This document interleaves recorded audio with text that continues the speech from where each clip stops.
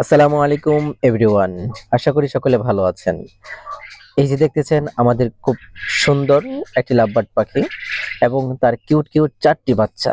মাশাআল্লাহ, আমাদের এই ফিমেল পাখিটা ট্যাম করা ছিল এবং ট্যাম করা পাখি সে ডিম বাচ্চা করেছে এবং সে 4টি ডিম দিয়েছে। মাশাআল্লাহ, করা পাখি যদি 4টি ডিম জোড়া থেকে নেয় 4টি তাহলে বাচ্চাই অবশ্যই ফুটেছে আলহামদুলিল্লাহ।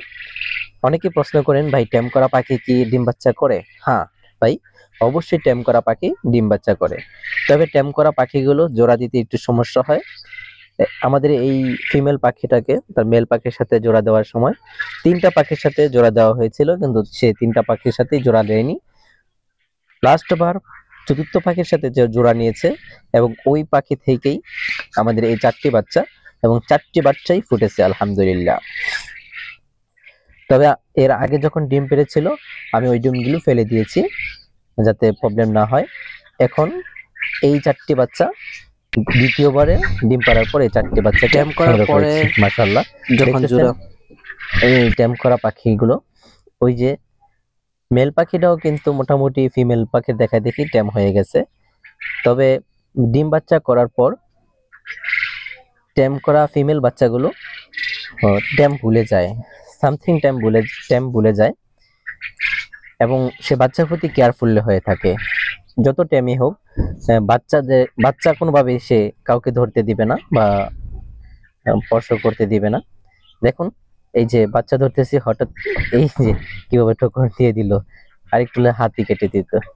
তো পাখিগুলি খুবই সুন্দর মাশাআল্লাহ, এবং মা তো মা পাখিটা দেখেন কিভাবে কেয়ারফুল বলে বাচ্চাদেরকে। আসলে মাই থাকে। দেখেন, শত ট্যাম করা পাখি হলেও সে তার বাচ্চাগুলোকে কিভাবে প্রোটেকশন দিচ্ছে। মাশাআল্লাহ, খুব সুন্দর।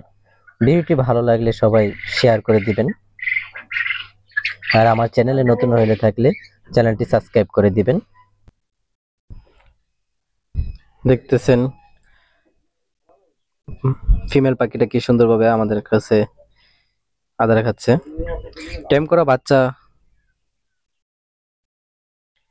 যারা বলেন যে ভাই ট্যাম করা পাখি ডিম বাচ্চা করে না, তাদেরকে বলি পাখি ডিম বাচ্চা করবে, এটাই স্বাভাবিক। ট্যাম করা বাচ্চাগুলো ডিম বাচ্চা করে, তবে তাদেরকে পুষ্টিকর খাবার দিতে হয়, ভালো ম্যানেজমেন্ট করতে হয়, তাহলে আপনার ট্যাম করা পাখিগুলো ডিম বাচ্চা করবে। আসসালামু আলাইকুম ওয়া রাহমাতুল্লাহি ওয়া বারাকাতুহু।